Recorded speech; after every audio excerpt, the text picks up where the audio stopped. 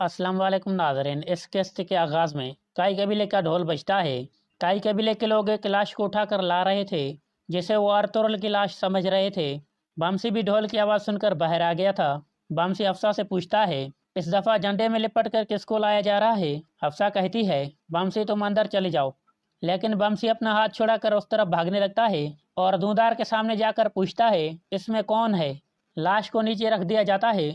बमसी उसके ऊपर से झंडा हटाने की कोशिश करता है। हाइमा खातून कहती हैं, मत देखो बमसी, इसे मत देखो।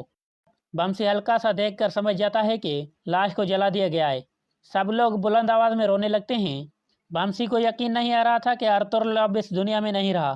फिर बमसी कहता है, वो हमारे सरदार को नहीं जला सकते, वो अल्लाह के नाम पर शहीद हुए हैं, आग अल्लाह के हीरो को नहीं जला सकती। इतने में तुरगुत भी अपने सिपाहियों के साथ कबीले में पहुंच जाता है और लोगों को रोते हुए देखकर हैरान परेशान हो जाता है। इतने में गुंदूस अंदर से आ जाता है और हलीमा को कहता है, क्या ये मेरे बाबा हैं वालदा? यह सुनकर हलीमा बहुत परेशान हो जाती है। सब लोग रो रहे थे। गुंदूस हैरानगी से हलीमा की तरफ देख रहा था। हलीमा उठकर उसे गले लगा लेती है। तुरगुत भी हैरान परेशान खड़ा था और बमसी से पूछता है, ये कौन है बमसी? बमसी कहता है, कोई भी आग हमारे सरदार को नहीं जला सकती तुरगुत। ये सुनकर तुरगुत और बाकी सिपाही समझ जाते हैं कि यह अर्तुगरुल की लाश है। तुरगुत के हाथ से कुल्हाड़ा गिर जाता है और बाकी सिपाही भी शदीद गम में रोने लगते हैं। इसके बाद सिपाही लाश को उठाकर मरकजी खेमे की तरफ चल पड़ते हैं। इसके बाद रात का वक्त हो जाता है। काराजैसर किले में अर्तुगरुल की मौत की खुशी में एक जश्न मनाया जा रहा था। लोग नाच रहे थे और मुसलसल शराब पी रहे थे। इतने में आरिस और लूकस भी निकल कर सामने आ जाते हैं। सबको जश्न मनाते हुए देखकर आरिस मुस्कुराने लगता है। लोगों से देखकर कमांडर आरिस जिंदाबाद के नारे लगाने लगते हैं। फिर वो उतर कर नीचे आ जाता है। लूकस को कहता है, इन्हें सुबह तक जश्न मनाने दो लूकस, जब तक अर्तुगरुल जमीन में दफन नहीं हो जाता तब तक इन्हें शराब पीने दो। आज काराजैसर का खुशतरीन दिन है। इसके बाद आरिस एक कुर्सी पर बैठ जाता है और शराब पीने लगता है। इतने में एक सिपाही आकर कहता है, जनाब ये ताजिर सिमको है, इनको मैं निकाया से जानता हूँ, ये बहुत मशहूर ताजिर हैं, ये आपसे मिलने का शर्फ हासिल करना चाहता है। आरिस उसे आने का इशारा करता है। ताजिर सिमको झुककर उसे आदाब करता है और फिर कहता है, मैंने सुना है कि आपने खूबसूरत गुलामों को इस जश्न में शिरकत करने की इजाजत दी है, इसलिए मैं भी यहाँ अपने खूबसूरत गुलामों के साथ आ गया हूँ। आरिस पूछता है, तुम मुझसे क्यों मिलना चाहते थे? सिमको कहता है, मैं यहाँ तिजारत शुरू करना चाहता हूँ, लेकिन ये करने के लिए मुझे आप जैसे ताकतवर गवर्नर से मिलना जरूरी था। आरिस कहता है, तुम काफी अक्लमंद ताजिर रखते हो। सिमको कहता है, शुक्रिया कमांडर आरिस, अगर आप इजाजत दें तो मैं आपको इस मुलाकात की खुशी में एक छोटा सा तोहफा देना चाहता हूँ। आरिस कहता है, ले आओ। दूसरी तरफ काई कबीले में गम का समा था। हाइमा खातून मुसलसल रो रही थी। हलीमा सुल्तान अर्तुगरुल का खंजर पकड़कर खड़ी हो जाती है और शदीद गुस्से में कहती है, अर्तुगरुल की मौत के 40 दिन से पहले उसका इंतकाम हम पर वाजिब है। फिर वो खंजर लाश के ऊपर रखकर रोने लगती है। काराजैसर में जश्न जारी था। इतने में ताजिर सिमको अपनी बहुत सारे गुलाम औरतों को लेकर अंदर आ जाता है और उन्हें आरिस के सामने खड़ा कर देता है। आरिस उन्हें गौर से देखने लगता है और फिर खड़ा होकर उनके करीब आ जाता है और ताजिर को कहता है, तुम्हारे गुलामों को देखकर लगता है कि तुम एक बड़े और अच्छे ताजिर हो। फिर सिमको उनमें से एक लड़की को पकड़कर आगे लाता है जो बहुत खूबसूरत थी। ताजिर कहता है, इस खूबसूरत लड़की का नाम मारिया है, हम इसे जलपरी कहते हैं। ये बहुत मासूम है, फूल की तरह खिली हुई है। आरिस उसे गौर से देखने लगता है और कहता है, ये बहुत खूबसूरत है। सिमको कहता है, हमारे ताल्लुक के आगाज की खुशी में आप इस खूबसूरत लड़की को मेरी तरफ से एक तोहफे के तौर पर कबूल फरमाएं। आरिस कहता है, सिर्फ एक अक्लमंद ताजिर ही इतनी कीमती चीज को तोहफे के तौर पर दे सकता है और ये वाज़ेह हो गया है कि तुम एक अक्लमंद ताजिर हो। सिमको, मुझे हमेशा तुम जैसे ताजिरों की जरूरत होती है। फिर आरिस लूकस को आवाज देकर कहता है, मेरे इस तोहफे को एक आरामदेह कमरे में ठहरा दो, ये कल तक आराम करेगी। अर्तुगरुल के जनाजे के बाद कल मैं मारिया के साथ दावत बनाऊंगा। इसके बाद मारिया लूकस के साथ अंदर की तरफ चल पड़ती है, जबकि आरिस वापस अपनी कुर्सी की तरफ चल पड़ता है। काई कबीले में अर्तुगरुल के साथी शफा खैमे में मौजूद थे और शदीद गम और गुस्से में तड़प रहे थे। हकीम अर्तुग बेहोशी की हालत में पड़ा था।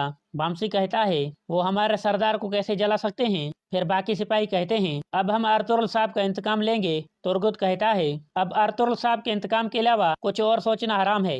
अर्तुगरुल साहब को दफनाने के बाद हम अपनी जिंदगियों की परवाह किए बगैर मौत का सामना करेंगे और इंतकाम लेंगे। ये इंतकाम हमारे ऊपर हमारे सरदार और हमारे कबीले का कर्ज है। इसके बाद सब मरकजी खेमे में पहुंच जाते हैं और फातिहा अफवानी करने लगते हैं। फातिहा पानी करने के बाद वो जनाजे को उठाने के लिए खड़े हो जाते हैं। हलीमा सुल्तान फूट फूट कर रोने लगती है। कुंदूस तुर्गुत के सामने खड़ा हो जाता है। फिर वो इंतहाई दुखी होकर आगे बढ़ते हैं। हैमा खातून हलीमा को दिलासा देने लगती हैं। इसके बाद वो जनाजे को उठा लेते हैं और बाहर की तरफ चल पड़ते हैं। इस दौरान जनाजे के ऊपर से अर्तुगरुल का खंजर नीचे गिर जाता है। तुर्गुत और उसके साथी जनाजे को उठाकर बाहर निकल जाते हैं। कुंदूस वो खंजर उठा लेता है और कहता है, मैं आपका इंतकाम लूँगा बाबा, ये एक सिपाही का वादा है आपसे। बाहर सब लोग अल्लाह अकबर के नारे लगा रहे थे, जबकि सादतीन के चेहरे पर मुस्कुराहट थी। जनाजे को बाहर मरकजी खेमे के सामने रख दिया जाता है। एक मौलवी जनाजे की नियत करने लगता है। सब लोग कतारों में खड़े हो जाते हैं और जनाजा शुरू हो जाता है। जैसे ही जनाजा ख़त्म होता है, एक तरफ से आरएस भी अपने सिपाहियों के साथ वहां पहुंच जाता है। तुर्गुत और बाकी लोग उन्हें हैरानगी से देखने लगते हैं। आरएस सामने खड़ा होकर अपना हेलमेट उतार देता है।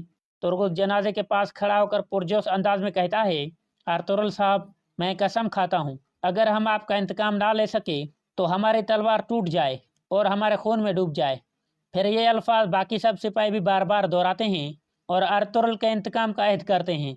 इसके बाद आरएस लाश के सामने झुककर बैठ जाता है और उनके सामने गम का ड्रामा करता है।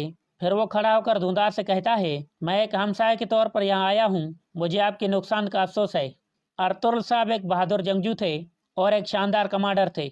हम सबको इसका बहुत अफसोस है। मैं आपको बताना चाहता हूँ कि मैं हमेशा आपके साथ हूँ। धुंधार कहता है, शुक्रिया। फिर आरएस धुंधार की तरफ अपना हाथ बढ़ाता है। धुंधार भी थोड़ी देर बाद अपना हाथ आगे बढ़ा देता है। फिर सादतीन आरएस को लेकर एक तरफ चला जाता है। इसके बाद जनाजे को दोबारा उठा लिया जाता है और वो सब कब्रिस्तान की तरफ चल पड़ते हैं। आरएस सादतीन को कहता है, अर्तुगरुल की मौत के बाद मुझे उम्मीद है कि सल्जूक रियासत अब सियासत को तरजीह देगी और तनाव कुछ कम होगा। सादतीन कहता है, इस इलाके की सियासत मेरे हाथ में है, तुम बिल्कुल परेशान मत हो। अब हमारी सियासत में तनाव नहीं बल्कि मुश्तरका मफाद को देखा जाएगा।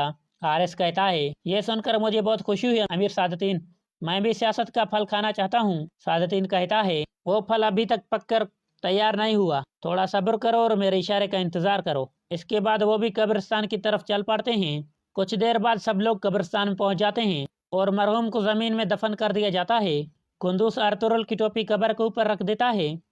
आरएस भी खड़ा यह सब कुछ देख रहा था। फिर तुर्गुत खड़ा होता है और सबसे मुखाबिद होकर कहता है, काई कबीले के बहादुर लोगों, हम एक हवा के झोंके से टूट नहीं सकते, हम एक तूफान से बिखर नहीं सकते और ना ही शिकस्त खा सकते हैं। हमारे गम और खुशी इसी जमीन के साथ जुड़े हैं और हमारा एक मकसद है। जो कोई भी अर्तुगरुल साहब पर यकीन करता है और उनकी कीमत जानता है, वो जान ले कि यह मकसद क़यामत के दिन तक जारी रहेगा।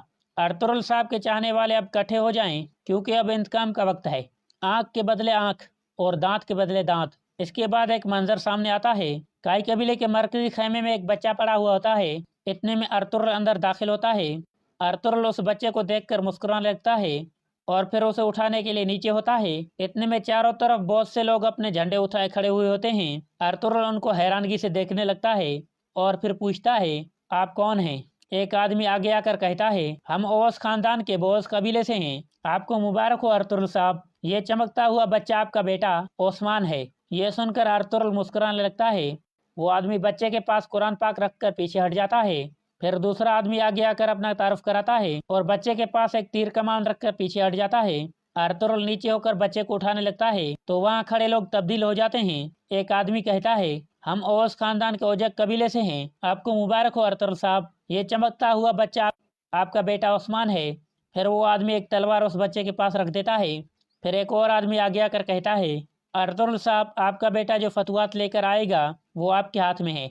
सबसे पहले आपको जिंदा रहना होगा और दुश्मनों से अपना इंतकाम लेना होगा। इन ज़मीनों पर एक निज़ाम कायम करना होगा। फिर इस दुनिया में आपका बेटा उस्मान आएगा जो आपके मरने से पहले आएगा। इसके बाद अर्तुगरुल उस बच्चे को उठा लेता है और सबसे मुखाबिद होकर कहता है, मेरे ओस बाप की कसम के खास, अल्लाह करे कि हमारी तलवार एक जंगल की तरह फैल जाएं, आसमान हमारा खैमा बने और सूरज हमारा झंडा बने। यह सुनकर वहाँ मौजूद सब लोग अल्लाह अकबर के नारे लगाने लगते हैं। इसके बाद अर्तुगरुल की आँख खुल जाती है। ये सारा अर्तुगरुल को ख्वाब आ रहा था। अर्तुगरुल एक गार में मौजूद था और बार बार ओस्मान का नाम लेने लगता है। इतने में एक आदमी वहाँ पहुँचता है जो अर्तुगरुल का ख्याल रख रहा था और अर्तुगरुल को पानी पिलाने लगता है। दूसरी तरफ काई कबीले में जिरगा शुरू हो जाता है। धुंधार सबसे मुखाबिद होकर कहता है, हमने अर्तुगरुल साहब को ज़मीन में दफन कर दिया है। अभी हमें फ़ौरन नया सरदार मुंतखब करना होगा ताकि हमारे लोग और सिपाही बिखर न जाएं। जिरगे के सब लोग कहते हैं ये बिल्कुल सही बात है। फिर धुंधार कहता है इसीलिए मैं सुलेमान शाह का बेटा धुंधार काई कबीले का सरदार बनकर अर्तुगरुल साहब का मकसद जारी रखना चाहता हूँ। अल्लाह के हुक्म से उनका इंतकाम लेना मेरी जिम्मेदारी है। एक आदमी कहता है बिलाशुबा आप सुलेमान शाह के खेमे में अकेले हकदार रह गए हैं। फिर बाकी सब लोग भी धुंधार को सरदार बनाने के लिए रजामंदी का इजहार करते हैं।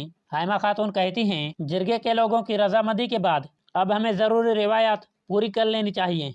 फिर वो सब खड़े हो जाते हैं। धुंधार अपनी वालदा का हाथ चूमता है और हाइमा खातून धुंधार को सुलेमान शाह की तलवार देने के लिए उसे चूमने लगती हैं और यहाँ पे ये एपिसोड ख़त्म हो जाता है।